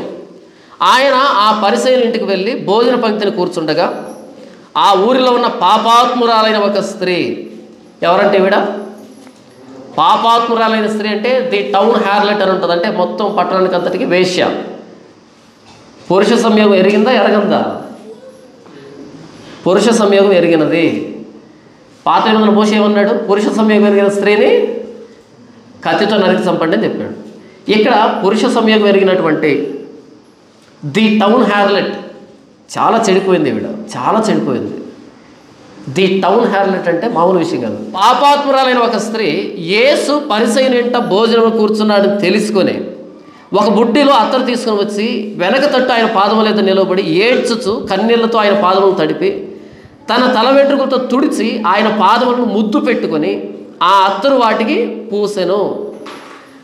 ఈ సహస్రాధిపతుల్ని శతాధిపతుల్ని మోషే గద్దిస్తూ ఉన్నప్పుడు పురుష సంయోగం ఎరిగినటువంటి స్త్రీలను చంపండి అని అన్నప్పుడు ఆ స్త్రీలు మౌనంగా ఉండి ఉంటారా? మోషే మోషే వద్దు, అయ్యా క్షమించు, తప్పు అయిపోయిందని కేకలేసి ఉంటారా? కేకలేసి ఉంటారా? ఏడ్చుంటారా? మేము రాము రామని బలవంతం చేస్తుంటారా? అంతే కదా. అలా మౌనంగా వెళ్ళరు కదా. ఖచ్చితంగా భంగపడి ఉంటారు, బ్రతిమలాడు ఉంటారు, ఏడ్చుంటారు, గోజాడు ఉంటారు. అయినా సరే మోషే కనికరించరా, అయినా సరే సైనికులు కనికరించరా, ఈడ్చుకుని వెళ్ళి చంపి పడేశారు. మీ వల్లే కదా 24,000 మంది ఇశ్రాయేలు కూలిపోయింది అని కనికరం లేకుండా చంపేశారు. ఇక్కడ పాపాత్మురాలైన స్త్రీ మోషే కంటే 1,000,000 రెట్లు శ్రేష్ఠుడు ప్రభువైన యేసుక్రీస్తు వారి దగ్గరికి వచ్చింది. ఈవిడెవరు? ఒక్కరితోనూ ఇద్దరితోనూ వ్యభిచారం చేసేటువంటి స్త్రీ కాదు. ది టౌన్ హ్యార్లెట్, మొత్తం అందరితో వ్యభిచారం చేస్తుంది. ఈవిడ వచ్చింది. ఇప్పుడు యేసు ప్రభు ఎలా స్పందించాలి? దగ్గరకు రానివ్వచ్చా? చూడండి, వెనక తట్టు ఆయన పాదముల మీద నిలబడి ఏడ్చుచు కన్నీళ్లతో ఆయన పాదములను తడిపి తన తల వెంట్రుకలతో తుడిచి ఆయన పాదములను ముద్దు పెట్టుకుని ఆ అత్తరు వాటికి పూసెను. ఆయనను పిలిచిన పరిసయ్యుడు అది చూచి ఈయన ప్రవక్త అయిన యెడల తన్ను ముట్టుకునే ఈ స్త్రీ యవతియో ఎటువంటిదో ఎరిగి ఉండును, ఇది పాపాత్మురాలని తనలో తాను అనుకునేను. యేసుప్రభు ప్రవక్త కాదు, ఎందుకంటే ఈయన పాపాత్మురాలైన స్త్రీ ముట్టుకొనిచ్చాడు తెలియకుండా. కాబట్టి ఈయన ప్రవక్త ఎలా అవుతాడు అనుకుంటున్నాడు ఈ వ్యక్తి. నేనైతే ఇలాంటి వాళ్ళ దగ్గరికి రానివ్వను అనేటట్టుగా అసహించుకుంటున్నాడు. కానీ యేసుప్రభు ఏం చేశాడు? చూడండి 47వ వచనం, ఆమె విస్తారంగా ప్రేమించిన కనుక ఆమె యొక్క విస్తార పాపములు క్షమించబడిన నీతో చెప్పుచున్నాను. ఎవరికి కొంచెముగా క్షమించబడినో వాడు కొంచెముగా ప్రేమించునని చెప్పి నీ పాపములు క్షమించబడి ఉన్నవని ఆమెతో అనెను. యేసుప్రభు ఏం చేశాడు? నా ఎదురుగా లేకుండా తీసుకుని వెళ్ళి కత్తితో నరికి చంపండి అని చెప్పలే. ఈవిడ నన్ను విస్తారంగా ప్రేమించింది, ఈవిడ నన్ను విస్తారంగా ప్రేమించింది. యేసుప్రభుని విస్తారంగా ఎవరు ప్రేమిస్తారు తెలుసా? మేము విస్తారమైన పాపాలు చేశామని ఎవరైతే అర్థం చేసుకుంటారో వాళ్ళు. పరిసయ్యుడు యేసుప్రభుని ప్రేమించలేకపోయాడు, పాపాత్మురాలైన స్త్రీ కంటే ప్రేమించలేకపోయాడు. ఆయన భోజనం సిద్ధపరిచాడు, భోజనానికి ఆహ్వానించాడు, తప్ప ప్రేమించలేకపోయాడు. ఎందుకని? ఆయన పరిసయ్యుడు కదా. నేను ధర్మశాస్త్రాన్ని పాటిస్తున్నాను, నేను దొంగతనం చేయట్లేదు, అబద్ధం చెప్పట్లేదు, ఎవరిని మోసం చేయట్లేదు, ప్రతి దాంట్లో దశంభాగాన్ని ఇస్తున్నాను, వారానికి 2 సార్లు ఉపవాసం చేస్తున్నాను, వ్యభిచారిని కాదు, నేను దొంగను కాదు, అన్యాయస్తుని కాదు అనే భావజాలం కలిగిన వాళ్ళు యేసుప్రభుని ప్రేమించలేరు. ఎందుకని? యేసుప్రభు వచ్చింది ఎవరి కోసం? నేను నీతివంతులను పిలువ రాలేదు కానీ పాపులను పిలవచ్చేతని. పాపం చేసిన వాళ్ళకి యేసుప్రభు శిలువ అంత అందమైనది ప్రపంచం ఇంకొకటి లేదు. పాపాత్ములకి అత్యంత అందమైనటువంటి విషయం ఏదైనా ఉంది అంటే ప్రభువైన యేసుక్రీస్తు వారి శిలువ. ఎందుకో తెలుసా? మనం చేసినటువంటి పాపాలను ఎవరికైనా చెబితే ముఖం మీదనే వస్తారు, నమ్ముతారు. నేను చేసే చాలా విషయాలు మీకు తెలియదు, మీరు చేసే చాలా విషయాలు నాకు తెలియదు. కాబట్టి నేను మంచివాడిని మీకు, మీరు మంచివాళ్ళే నాకు. నిజంగా మన పాపాలని పక్క వ్యక్తికి చెప్పినప్పుడు ఊస్తారు ముఖం మీద. ప్రభువైన యేసుక్రీస్తు ఒక్కడే మనల్ని అర్థం చేసుకుంటాడు. ఎందుకంటే ఆయన ముఖం మీద ఉమ్మి వేయించుకున్నాడు మనం చేసిన పాపాలను బట్టి. ఆయన ఒక్కడే అర్థం చేసుకుంటాడు. మనం ఎలాంటి పాపాన్ని ఆయన ఎదురు తీసుకుని వచ్చినా అర్థం చేసుకుంటాడు. మనం ఎంత కన్నీరు గారిస్తే అంతగా ఆయన్ను ప్రేమించినట్టుగా ఆయన ఆదరిస్తాడు మనల్ని. నీవు నన్ను విస్తారంగా ప్రేమించావు కాబట్టి నీ విస్తార పాపాలు క్షమించబడ్డాయి. కానీ పరిసయ్యుడు యేసు ప్రభులో ఆ క్షమాపణను అనుభవించలే. ఎందుకని? భోజనానికి పిలిచాడు తప్ప యేసు ప్రభు ఎంతటి క్షమాగుణం కలిగిన వాడు, ఎంతగా క్షమిస్తాడనేది పరిసయ్యుడికి ఎప్పటికీ అర్థం కాదు. ఆ పాపాత్ములైన స్త్రీకి మాత్రమే అర్థమైంది. ఎవరు ప్రభువైన యేసుక్రీస్తు వారిని అత్యంత ఎక్కువగా ఆరాధిస్తారు అంటే, మేము పాపులమే, నీచులమే, ద్రోహులమే, అన్యాయస్తులమే, విశ్వాసఘాతకులమే, దేవుని ధిక్కరించిన వాళ్ళమే, అవిధేయులమే, అబద్ధీకులమే, మోసగాళ్ళమే, వ్యభిచారులమే అని ఎవరైతే తమ పాపపు నీసుని, చేదుని, తమ పాపపు తీవ్రతని గుర్తెరుగుతారో వాళ్ళు యేసు ప్రభుని అత్యంత ఎక్కువగా ప్రేమిస్తారు. ప్రభువైన యేసుక్రీస్తు శిలువ అదే మొత్తం చెప్తూ ఉన్నది. మీరు పాపులు, అయితే మిమ్మల్ని నేను ప్రేమిస్తున్నా. ఎలా ప్రభు అంటే, శిలువలో ప్రాణం పెట్టేంతగా ప్రేమిస్తున్నాను. నేను చదువుకునేటప్పుడు మా సీనియర్స్ ఉండేవాళ్ళు. సీనియర్స్లో ఒక లవ్ స్టోరీ బాగా ఫేమస్ అయింది మా స్కూల్లో. స్కూల్ అంటే లవ్ స్టోరీస్ ఉంటాయి కదా. ఆ లవ్ స్టోరీ ఏంటంటే, ఒక అమ్మాయిని ప్రేమించాడు. ఆ అమ్మాయి చాలా అందంగా ఉంటుంది. వెళ్ళి చెప్పాడు, నేను ప్రేమిస్తున్నాను. ఆ అమ్మాయి ఒప్పుకోలేదు. ఎందుకంటే నేను చాలా అందంగా ఉంటాను, వీడంటే ఇలాగ ఉన్నాడు, వాడు కూడా బాగానే ఉంటాడు. మొత్తానికి ఒప్పుకోలే అమ్మాయి. ఒప్పుకోకపోతే ఒకరోజు ఏం చేశాడు అంటే, ఆ అమ్మాయి క్లాస్ రూమ్లోకి వచ్చింది. వీడు గబగబా వెనకాలని వచ్చి ఆ అమ్మాయి ఎదురుగా ఒక బ్లేడ్ తీసుకున్నాడు. పట్టా పట్టా పట్టా కోసుకున్నాడు చెయ్యిని. ఇలా పెట్టి కోసుకున్నాడు చేతిని. 4-5 సార్లు కోసుకునేటప్పటికి ఇలా రక్తం దారులుగా కారిపోతూ ఉంది. అప్పుడు ఆ అమ్మాయికి వీడిలో ఎంత ప్రేమ ఉందో అర్థమైంది. విషయం ఏంటంటే, ఇంటర్మీడియట్కి వచ్చేప్పటికి ఆ అమ్మాయిని వదిలిపెట్టేశాడు. 10th క్లాస్లో చేయి కోసుకున్నాడు. ఇంటర్మీడియట్ వచ్చేప్పటికి ఆ అమ్మాయిని నడిబజార్లో నిలబెట్టాడు. ఎందుకంటే ఇంటర్మీడియట్లో ఇంకా అందగత్తులు వస్తారు కదా. కాబట్టి వాళ్ళని చూసి ఉన్నమతి పోయి చంద్రమతిని చూసని, అక్కడ చంద్రమతులు వచ్చారు కాబట్టి ఉన్నమతి పోయినట్టుగా వదిలిపెట్టేశాడు. అంటే బ్లేడ్తో కోసుకున్న ప్రేమ అయిపోయింది. నేనేం చెప్తున్నాను అంటే, ఇలా కోసుకున్నప్పుడు ఏమర్థమైందంటే, తను తాను గాయపరుచుకునేంతగా నన్ను ప్రేమిస్తున్నాడు అన్నది అర్థం చేసుకుంది అమాయకురాలు. తర్వాత అర్థమైంది, ఇది నన్ను సాధించడానికే తప్ప నా మీద ప్రేమ కాదని అర్థమైన తర్వాత, చేతులు కాలిన తర్వాత ఆకులు పట్టుకుంటే ఏమైనా ప్రయోజనమా? అప్పటికే చేతులు కాలిపోయాయి, ముద్ద కాస్త నేల మీద పడిపోయింది. మరలా ఆకులు తెచ్చుకున్నామా ముద్ద పెట్టినట్టు ఎక్కడి నుంచి వస్తుంది? చేతులు కాలిన తర్వాత ఆకులు పట్టుకోలేం కదా. నేనేం చెప్తున్నాను అంటే, తమను తాము గాయపరుచుకున్నప్పుడు ఇది ప్రేమ అని మోసపోతున్నారు కదా. ఇలా గాయపరుచుకునే వాళ్ళని అసలు నమ్మకూడదు. ఎందుకో తెలుసా? ఒకవేళ వాడి కోపం వస్తే ఈవెన్ కోస్తాడు భవిష్యత్తులో. వాడిని వాడు కోసుకోవడానికి సిద్ధపడినాడు భవిష్యత్తులో ఈవెన్ కోయడా? ఖచ్చితంగా కోస్తాడు. అలాంటి ఉన్మాదుల్ని ప్రేమించకూడదు. ఉన్మాదులు అంటారు వాళ్ళని. అలాంటి ఉన్మాదుల్ని ప్రేమించకూడదు. అంటే 10th క్లాస్లో ప్రేమించాలని చెప్పట్లే. ఎప్పుడైతే తాము గాయపరుచుకుంటారో, ఇలా కోసుకుంటారో, ఇది ప్రేమ అనుకుంటున్నారు కదా. మరి సిలువలో ఆయన ప్రాణం పెట్టాడు కదా, అదేంటి మరి? ఎందుకు ఆ వ్యక్తి తను కోసుకున్నాడు అంటే, ఆ స్కూల్లో అందగత్తె తను కాబట్టి తన కోసం తను గాయపరుచుకోగలిగాడు. నాలో ఏ అందం ఉందని, ఆంతరంగికంగా ఏ అందం ఉందని, నాలో ఏ మంచితనం ఉందని, అరికాలు మొదలుకొని నడినెత్తి వరకు ఎక్కడ స్వస్థత లేదు. ఎక్కడ చూసినను దెబ్బలు, గాయములు, పచ్చి పుండ్లు, అవి కట్టబడలేదు, పిండబడలేదు, తైలంతో మెత్తన చేయబడలేదు. ప్రతి వాడి గుండె బలహీనమైన, ప్రతివాడు నడినెత్తిని వ్యాధి కలిగి ఉన్నాడు. అందరూ పాపపు కుష్ఠరోగులమే. ఇలాంటి పాపపు కుష్ఠరోగుల కోసం యేసు ప్రభు ఏం చేశాడంట? శిలువలో ప్రాణం పెట్టాడంట.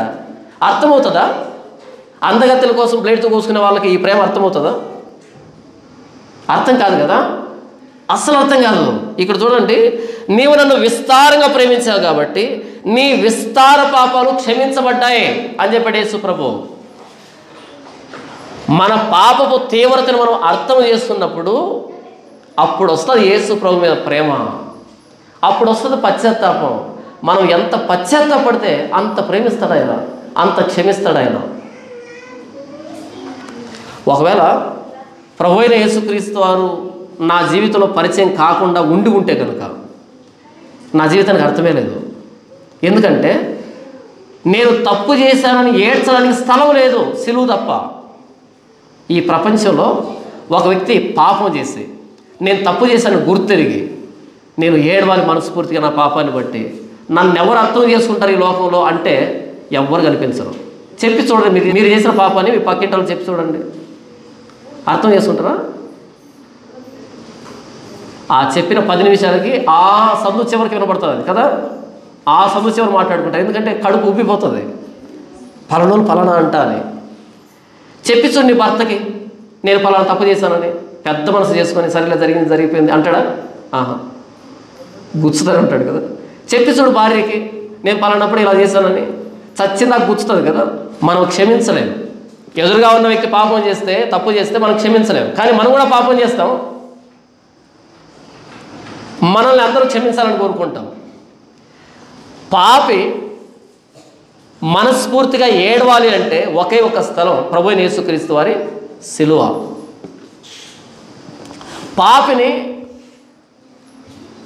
ఆ వ్యక్తి కంటే ఎక్కువగా అర్థం చేసుకునేవాడు ప్రభువైన యేసుక్రీస్తు వారు. పాపి ఎంత ఆదరణ కోరుకుంటాడో అంతకు మించి ఆదరించేవాడు ప్రభువైన యేసుక్రీస్తు వారు. ఇక్కడ చూడండి, ఆ పట్టణంలో ఉన్నటువంటి వేశ్య, పాపాత్మురాలైన స్త్రీ యేసుప్రభు ఎదురుగా వచ్చి ఏడుస్తూ ఉంటే ఆయన పాదాలు పట్టుకొని, ఈమె నన్ను ప్రేమిస్తుంది అంటున్నాడు ఆయన. అదే మనం ఏదైనా తప్పు చేసి వాళ్ళ దగ్గరికి వెళ్ళి కాళ్ళు పట్టుకున్నాం అనుకో, సిగ్గు వచ్చిందా? అదే కదా మన డైలాగు, సిగ్గు వచ్చిందా? నీకు ఇలాగే జరగాలి. అప్పుడు చెప్పాను నేను, విన్నావా? బుద్ధి వచ్చిందా? ఎన్ని మాటలు మాట్లాడతాం కదా. అన్ని మాటలు మాట్లాడి అప్పుడు కూడా ఏదో బానిసను చూసినట్టుగా చూస్తాం. పదే పదే దాన్నే జ్ఞాపకం చేస్తాం. ఏదైనా మాట్లాడితే ముందు నీ బతుకు చూసుకుంటాం కదా. వాళ్ళు ఏదైనా మంచి సలహా ఇచ్చారనుకో, వెంటనే ఏమంటాం? నువ్వు కూడా సలహా ఇస్తున్నావా అని అంటాం. ఎందుకని? ఒక్కసారి చెప్పి చూడు నీ పాపాన్ని, నీ తప్పుని, అంతే. ఎంత బానిసగా చేస్తుంది ప్రపంచం చూడు. అది ఎవరైనా సరే, నేనైనా సరే, నాకు చెప్పినా సరే నేను అలాగే చేస్తాను. ఎందుకంటే మీలాంటి మనిషిని కాబట్టి, మనమంతా ఒకటే కాబట్టి, మనందరి హృదయం ఏకరీతిగా నిర్మించబడింది కాబట్టి. కానీ ప్రభువైన యేసుక్రీస్తు దగ్గరకు వచ్చి ఏడ్చి చూడు, దీన్ని అర్థం చేసుకుంటాడు ఆయన. నీకు నీ జ్ఞానానికి మించినటువంటి ఆదరణ ఇస్తాడు ఆయన. పాపి ధైర్యంగా వెళ్ళాల్సినటువంటి స్థలం ఒకటి ఉంది, అది సిలువ. పాపులు ధైర్యంగా వెళ్ళి తమ పాపాలని నిర్భయంగా ఆయన ఎదుట ఒప్పుకొని ఆయనను క్షమిస్తాడు, ఆదరిస్తాడు, సమకూరుస్తాడు, కొత్త జీవితాన్ని ఇస్తాడని ఆశ పెట్టుకునే ఏకైక స్థలం ప్రభువైన యేసుక్రీస్తు సిలువ. ప్రపంచం నిండా మతాలు ఉన్నాయి, తక్కువేమీ లేవు. ప్రపంచం నిండా మతాలు ఉన్నాయి. కానీ నేను పాపిని అనగలిగేటువంటి వ్యక్తి కానీ అలాంటి మతం కానీ ప్రపంచంలో లేదు. మీకు తెలిసినటువంటి దేవుళ్ళని, దేవతల మనసులో తెచ్చుకోండి. ఏ దేవుడి దగ్గరికి వెళ్ళి నేను పాపిని అని అనగలరో వెతకండి. అత్యంత పరిశుద్ధుడు. ఆయన పుట్టుకే పరిశుద్ధమైంది, ఆయన ప్రవర్తన పరిశుద్ధమైంది, ఆయన మరణం పరిశుద్ధమైంది. అత్యంత పరిశుద్ధుడు, అత్యంత పాపుల కోసం ప్రాణం పెట్టాడు సిలువలో. ఆయన దగ్గరికి ధైర్యముగా వెళ్ళొచ్చు. దేవుని కృపాసనం వద్దకు ప్రభువైన యేసుక్రీస్తు రక్తాన్ని చేత పట్టుకొని ధైర్యంగా వెళ్ళొచ్చు. నేను మరణిస్తే ధైర్యంగా దేవుని దగ్గరికి వెళ్తా. మంచోన్నని కాదు, అత్యంత నీతిమంతుడు, పరిశుద్ధుడు ప్రభువైన యేసుక్రీస్తు నన్ను ప్రేమించి నా కోసం ప్రాణం పెట్టాడు కాబట్టి ఆయన రక్తాన్ని చేత పట్టుకొని, ఇది నా హక్కు, యేసుప్రభు నాకు ఇచ్చినటువంటి హక్కు. పాపులు మనస్ఫూర్తిగా ఏడ్చదగినటువంటి, పశ్చాత్తాపడగలిగినటువంటి, ధైర్యంగా వెళ్ళగలిగినటువంటి, నాకు ఆదరణ వస్తుంది, నన్ను నూతన సృష్టిగా చేస్తాడని ఆశ పెట్టుకోగలిగినటువంటి ఏకైక స్థలం ప్రభువైన యేసుక్రీస్తు వారి సిలువ. ఇక్కడ పాపాత్మురాలైన స్త్రీ వచ్చి యేసుప్రభు పాదాలు ముద్దు పెట్టుకుని అత్తరు పూసి తల వెంట్రుకలతో ఆయన పాదాలు తుడిచి చేస్తూ ఉంది కదా. అంతకంటే మరి శ్రేష్టమైనటువంటి స్థితిలో ఉన్న మనం ఆ పాదాల్లో మేకులు కొట్టించుకున్నాడు. ఆ రోజు పాపాత్మురాలైన స్త్రీ వచ్చి యేసుప్రభు పాదంలో పడేటప్పుడు ఆవిడకి తెలియదు ఆయన రాణిస్తాడో రానివ్వడో. నేను ముట్టుకోగానే విదిలించుకుంటాడేమో, నేను ముట్టుకోగానే నెత్తి మీద నీళ్లు తలుకుంటాడేమో, నేను ముట్టుకోగానే స్నానం చేస్తాడేమో, చిచ్చి ఇలాంటిది తగిలింది ఏంటి అని అనుకుంటాడేమో, ఎన్నో ప్రశ్నలు ఉండొచ్చు. ఎందుకంటే అలాంటి ఆమెను ఇంట్లోకి రానిచ్చుకోరు. అక్కడ పరిసయుడు ఏమన్నాడు? ఈయన ప్రవక్త అయితే ఇలాంటి ఆవిడను ఎలా తగలనిస్తాడు అంటే అర్థం ఏంటి? తెలివి కూడా పరిగెత్తుకుంటూ వచ్చింది కాబట్టి తగలగలిగింది. కానీ అలా యేసుప్రభు ముట్టుకొని ఇస్తాడా? తెలియదు తనకి. సాహసం చేసింది, వచ్చి ముట్టుకుంది. యేసుప్రభు ఏమాత్రం కాళ్ళని వెనక్కి లాక్కోలే, ఏమాత్రం నిలువరించలే, ఏమాత్రం అసహించుకోలే. ఏడవనివ్వు, పశ్చాత్తాపడినివ్వు. ఆవిడ ఆయన్ను ప్రేమిస్తున్నట్టుగా ఆయన ఆస్వాదిస్తున్నాడు ఆ ప్రేమని. ఒక్క మాట మాట్లాడలే, కన్నీళ్లతో తడుపుతూ ఉంది. ప్రతి కన్నీటి వెనకాల ఎంత బాధ ఉందో తనకి యేసుప్రభుకి అర్థమవుతూ ఉంది. ఎంత పాపులమైనా, ఎంత నీచులమైనా, ఎంత చెడిపోయినా, ఎంత దిగజారిపోయినా, మొత్తం ప్రపంచం అంతా ఏకమై ముఖం మీద గాండ్రించి ఉమ్మే స్థితికి వచ్చినా సరే మనం గార్చే కన్నీటిని అర్థం చేసుకునే ఏకైక వ్యక్తి ప్రభువైన యేసుక్రీస్తు వారు. అయితే పరిసయ్యుల్లాగా మేమేం పాపం చేసాం, అన్ని దరిద్రాలు చేస్తూ ఉంటారు. మరలా మేమేం పాపం చేసామంటే వాళ్ళ జీవితంలో యేసుప్రభు అర్థం కాదు. యేసుప్రభు అర్థం కావాలి అంటే మన పాపం మనకు అర్థం కావాలి, మన నీచమైన స్థితి మనకు అర్థం కావాలి. వాడే యేసుప్రభు దగ్గరికి వచ్చి ఆయన పాదాల మీద పడి ముద్దు పెట్టుకుని ఏడవగలుగుతాడు. చూడండి ఎంత అద్భుతం. పాత నిబంధనలో మోషే ఎదురుగా మిద్యాను స్త్రీలు వచ్చినప్పుడు కోపపడ్డాడు. ఎందుకు తీసుకుని వచ్చారు వీళ్ళని? ఎలాగైతే పరిసయ్యుడు ఎవరు రానిచ్చారు ఇవన్నీ అని ఉరిమిరు చూస్తుంటాడు ఆ పరిచారకుల్ని. ఎవరు రానిచ్చారు ఇంట్లోకి ఇవన్నీ? యేసు ప్రభునే అనుమానించినాడు, పరిచారకులు కోపగించుకున్నాడు. ఈయనంటే ప్రవక్తని భోజనానికి పిలిస్తే ఆవిడ ఎలాంటిదో కూడా తెలియకుండా ఆవిడ కాలు పట్టుకుంటుంటే పట్టుకొని ఇచ్చాడంటే. యూదులు పురుషులు కొత్త స్త్రీలని తాకనివ్వరు. ఇప్పుడు పరిసయ్యుడు వీధిలో నడుస్తున్నాడు, ఎవరైనా స్త్రీ వచ్చి అయ్యా నమస్కారం కాలు మీద పడితే పడనివ్వరు, తగలనివ్వరు, దగ్గర రానివ్వరు. ఎందుకు తెలుసా? ఆవిడ కొత్త స్త్రీ కాబట్టి ఆవిడ అంటు ముట్టు ఏదైనా అయి ఉంటుందేమో, ఏదైనా స్రావం ఉంటుందేమో, నేను అపవిత్రుని అయిపోతాను, దూరంగా ఉండాలి, దూరంగా ఉండాలి, దూరంగా ఉండాలి. ఎందుకంటే ఈయన అత్యంత పరిశుద్ధుడు. మోషే ఎదురుగా మిద్యాను స్త్రీలు వచ్చినప్పుడు ఎందుకు తీసుకుని వచ్చిన వీళ్ళని అక్కడే చంపకుండా, సరే ఇప్పుడైనా వెళ్ళి చంపి పడేని వీళ్ళని. వాళ్ళు అరుస్తున్నారు, కేకలు వేస్తున్నారు, ఏడుస్తున్నారు, మోషే మోషే. అస్సలు పట్టించుకోలే, సైనికులు కూడా పట్టించుకోలే, ఈడ్చుకుని వెళ్ళి నరికి చంపేశారు వాళ్ళని. యేసు ప్రభు ఎదురుగా పాపాత్ముడైన స్త్రీ వస్తే ఇంత కూడా అసహించుకోలే, ఇంత కూడా కోపంలే. ఏదో తప్పిపోయినటువంటి కుమార్తె మరలా ఇంటికి వస్తే ఎంతగా హక్కును చేర్చుకుంటాడు తండ్రి, అంతగా హక్కును చేర్చుకున్నాడు ఆయన. ప్రభువైన యేసుక్రీస్తు సమాజ మందిరంలో బోధిస్తూ ఉన్నప్పుడు ఆయన ఎదురుగా ఒక స్త్రీని తీసుకుని వచ్చారు. బోధకుడా, ఈవిడ వ్యభిచారం చేస్తుంటే పట్టుకున్నాం, వ్యభిచారం చేస్తుంటే పట్టుకున్నాం, ఇలాంటి వారిని రాళ్ళతో కూడా చంపాలి. ఇంతకు నువ్వేం చెప్తావు? మీలో పాపం చేయని వాడు మొదట ఆవిడ మీద రాయి వేయండి, మొదట, తర్వాత ఎవరైనా వేయచ్చు. అందరూ వెళ్ళిపోయారు. అమ్మ ఎవరు నీకు శిక్ష విధించలేదా? ఎవరు విధించలే, నేను కూడా నీకు శిక్ష విధించను. యేసు ప్రభు వచ్చింది పాపుల్ని శిక్షించడానికి కాదు, పాపులను రక్షించుటకు క్రీస్తు యేసు లోకమునకు వచ్చిన మాట నమ్మదగినది, పూర్ణాంగీకారమునకు యోగ్యమునై ఉన్నది. పాపులను రక్షించడానికి వచ్చాడు. పశ్చాత్తాపడితే ఎంత పాపమైనా సరే యేసు ప్రభు క్షమిస్తాడు. ఎవరు అర్థం చేసుకోకపోయినా సరే ఆయన అర్థం చేసుకుంటాడు. ఎవ్వరూ ఇవ్వనటువంటి ఆదరణ ఆయన ఇస్తాడు, ఆ సమాధానం ఆయన ఇస్తాడు, ఆ ధైర్యం ఆయన ఇస్తాడు. మనం చేసే పాపాలు ఎవరికి తెలియవు కాబట్టి పెద్ద మనుషులుగా చలామణి అవుతున్నాం. ప్రభువైన యేసుక్రీస్తు వారికి అన్నీ తెలుసు, మనం ఏం చేస్తున్నామో తెలుసు. వచ్చి ఆయన పాదం దగ్గర సాగిలు పడితే రాబోతున్న ఉగ్రతని తప్పించుకున్న వాళ్ళం అవుతాం. యేసు ప్రభు శిలువ పాపులకి ధైర్యాన్ని ఇస్తుంది, ఆదరణ ఇస్తుంది, నూతన జీవితాన్ని ఇస్తుంది, పరిస్థితులు మారుస్తుంది. ఆ రోజు ఈ భాగ్యం పాపాత్ములైన స్త్రీకి దక్కింది, కానీ భోజనానికి ఆహ్వానించినటువంటి పరిసయ్యునికి దక్కలే. ఎంతకాలం చర్చికి వచ్చి యేసు ప్రభు ప్రేమను రుచించకుండా వెళ్తే వచ్చిన ఉపయోగం లేదు. ఆయన పాదముల సాగిలపడి ప్రభువా క్షమించు, పాపిని పశ్చాత్తాపడు, కన్నీళ్లు గార్చు, నీ ప్రతి పాపాన్ని ఒప్పుకో. ఎంత ఒప్పుకుంటావో అంత ప్రేమగా భావిస్తాడు ఆయన, అంతగా మనం నీతిమంతులుగా తీరుస్తాడు ఆయన. మోషే క్షమించలేకపోయాడు, ఇశ్రాయేలు క్షమించలేకపోయారు, కాటి నీవుతో కుత్తుకులు తెంపారు, స్త్రీ అని పురుషుడిని తేడా లేకుండా చంపేశారు. యేసు ప్రభువా కాదు, వ్యభిచారుల కోసమే సిలువెక్కాడు ఆయన, మోసగాండ్ర కోసమే సిలువెక్కాడు ఆయన, అబద్ధీకుల కోసమే సిలువెక్కాడు ఆయన, అనీతివంతుల కోసమే సిలువెక్కాడు ఆయన, దొంగలు, దోచుకునే వాళ్ళు, సమాజంలో వీళ్ళు పనికిరారు అన్న వాళ్ళ కోసం సిలువెక్కాడు ఆయన. దాన్ని యేసు ప్రభు అంటాడు, నశించిన దానిని. దేన్ని వెతకడానికి వచ్చాడంటే ఆయన? నశించిన దాన్ని వెతికి రక్షించడానికి. అంటే నేను యేసు ప్రభువుని వెతకలేదా, ఆయన నన్ను వెతికాడు. మనమే అనుకుంటున్నాం తెలుసా, మేము యేసు ప్రభువుని నమ్ముకోవాలంటే అని కండిషన్ పెడుతున్నాం. మీరు కాదు, ఆయన మనల్ని వెతుకుతున్నాడు.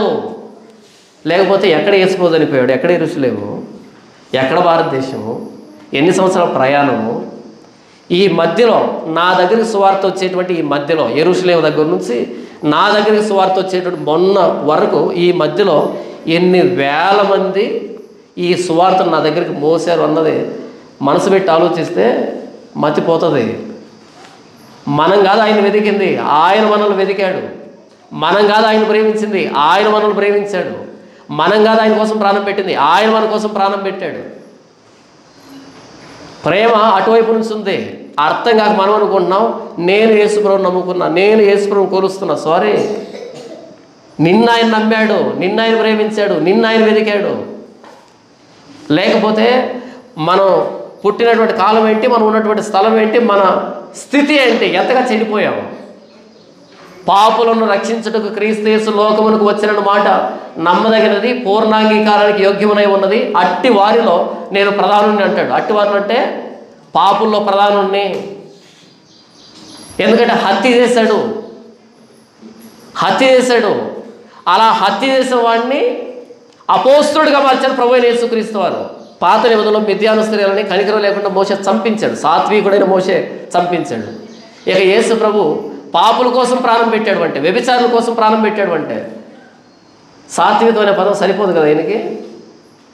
ఆయన చెప్పుకున్నాడు కానీ నేను సాత్వికుడును, తీర మనసు గలవాడును అని చెప్పుకున్నాడు కానీ ఇదే సాత్వికమైన పదాన్ని మోషేకి, ఇదే సాత్వికమైన పదాన్ని యేసు ప్రభు పెడితే అసలు న్యాయం జరగదు.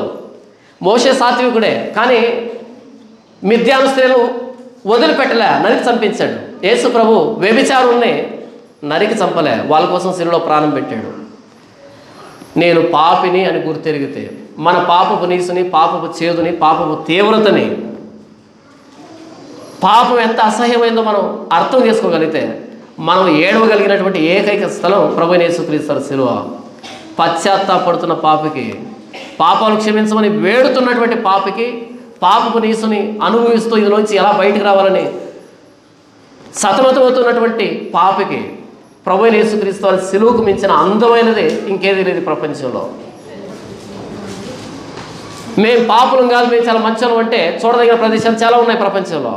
కానీ పాపి మాత్రమే చూడదగినటువంటి, పాపికి అత్యంత అందంగా కనిపించేటువంటి, ఆదరణ ఇచ్చేటువంటి ఏకైక స్థలం ప్రభువైన యేసుక్రీస్తు వారి శిలువ. ఒకవేళ యేసు ప్రభు అని ఆయన రాకపోయి ఉండి ఉంటే, యేసు ప్రభుని గురించిన ఈ సువార్త నా దగ్గరికి రాకుండా ఉంటే నేను పుట్టి నా పుట్టుకకి ఒక అర్థం లేదు, నా బ్రతుకు ఒక అర్థం లేదు. పాపం చేయని వాడు ఒక్కడో లేడు, నీతిమంతుడు లేడు, ఒక్కడో లేడు. అయితే నేను పాపినని ఏడవడానికి యేసు ప్రభు శిలువ ఉంది. ఆ మార్గం, ఆ వెసులుబాటు నాకు అర్థమైంది సువార్త రూపంలో. ఈ ప్రపంచానికి అర్థం కాలే. యేసు ప్రభు అనగానే అసహించుకుంటున్నారు. వాళ్ళని చూస్తే జాలి అనిపిస్తుంది. ఏం జీవితాలు రా మేమని, ఏం జీవితాలు మేము అసలు. ఆయన పాపం చేయమన్నాడా? మీ పాపాలు క్షమిస్తా అన్నాడు. మీ పాపాలు క్షమిస్తానని శిలువలో ప్రాణం పెడితే ఆయన్ను వ్యతిరేకంగా మాట్లాడుతున్నామంటే వీళ్ళని ఏమన్నాలో నాకు అర్థం కావట్లేదు. సాగిలు పడదాం, మన ప్రతి పాపాన్ని ప్రభువైన యేసుక్రీస్తు పాద సన్నిధిలో ఒప్పుకుందాం. ప్రభువా క్షమించని వేడదాం. మనల్ని క్షమించడానికి సిద్ధమైన మనసు కలిగిన దేవుడు, పాపులకి ధైర్యాన్ని ఇచ్చేటువంటి, ఆదరణ ఇచ్చేటువంటి ఏకైక స్థలం ప్రభువైన యేసుక్రీస్తు శిలువ. ఆ రోజు పరిసయ్యుడికి అర్థం కాలేదు. ఎందుకంటే పరిసయ్యుడు పాపం తీవ్రతను గుర్తించాలి, నేను పరిశుద్ధుని అనే భ్రమలో ఉన్నాడు. కానీ పాపాత్ములైన స్త్రీ అయ్యో నేను పాపిని అని ఏడ్చింది. ఆ కన్నీళ్లు యేసు ప్రభుని తన ప్రేమను తెలియజేశాయి. యేసు ప్రభు నీవు నన్ను విస్తారంగా ప్రేమించావు కాబట్టి నీ విస్తార పాపాలు క్షమించబడ్డాయి. మన పాపాలని దాచిపెట్టుకుంటే మనం కనికరించబడం, కానీ మన పాపాలను ఒప్పుకుంటే కనికరించబడతాం. ప్రభువైన యేసుక్రీస్తు పాదం చెంతనే ఆ అవకాశం పాపికి ఉంది, ఇంకెక్కడ లేదు. మోకరిద్దాం, కళ్ళు మూసుకుందాం. తండ్రి, ఇంతవరకు మిద్యాను స్త్రీలని మోషే కనికరం లేకుండా చంపించాడు. వారి కుత్తుకును తెంపారు ఇశ్రాయేలు సైనికులు. వాళ్ళు గోజాడుతూ ఉన్నా, బ్రతిమలాడుతూ ఉన్నా ఏమాత్రం కనికరం లేకుండా చంపారు. నా తండ్రి, ప్రభువైన యేసుక్రీస్తు వారి ఎదుటికి పాపాత్మైన స్త్రీ వచ్చినప్పుడు యేసు ప్రభు ఏమాత్రం నొచ్చుకోకుండా ఆవిడ్ని క్షమించాడు, ఆవిడ నీతిమంతులుగా తీర్చాడు. నా తండ్రి, ఆవిడనే కాదు, అత్యంత నీచమైనటువంటి పాపిని నన్ను కూడా నా ప్రభువైన యేసుక్రీస్తు వారు ఆయన సిలువను బట్టి నన్ను ప్రేమిస్తానని తెలియజేసినందుకై, ఆయన సిలువ రక్తాన్ని బట్టి నన్ను కడిగి పరిశుద్ధంగా చేసినందుకై, ఇంత ప్రేమ పాపిని నాయుడులో చూపించినందుకై ఏమిచ్చాడు రుణొస్తున్నాయి. నా ప్రభువైన యేసుక్రీస్తు వారి శ్రేష్టమైన నామములో స్తుతించి ఆరాధిస్తున్నాను తండ్రి. ఆమేన్.